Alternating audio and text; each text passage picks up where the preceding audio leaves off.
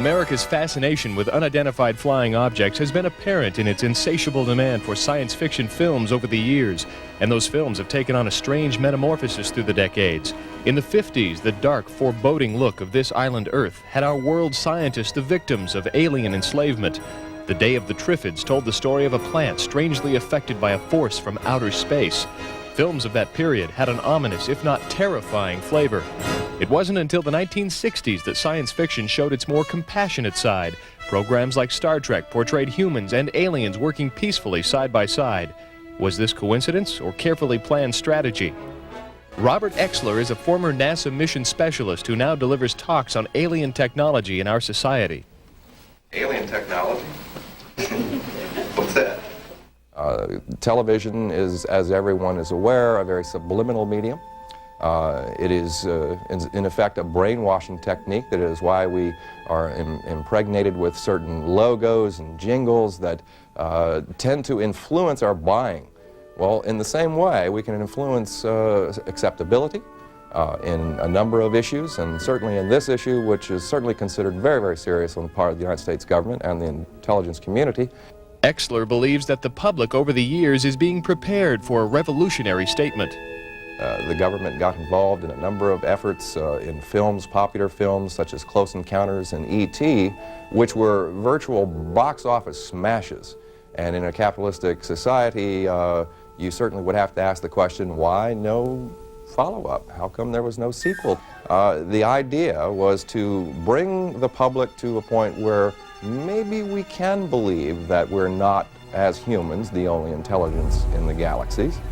Leonard Stringfield, a 40-year veteran of UFO investigations, agrees with Oechsler. The public must be prepared before a concept of such magnitude is introduced.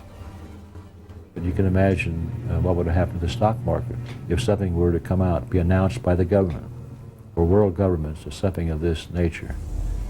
So they refer to it officially as the cultural shock. Stringfield's interest in the UFO phenomena was piqued when in World War II he encountered what became known as Foo Fighters, mysterious balls of light in the sky that plagued and harassed pilots. Stringfield claims that the U.S. government has even recovered alien crafts and bodies and has detailed his findings in several research papers.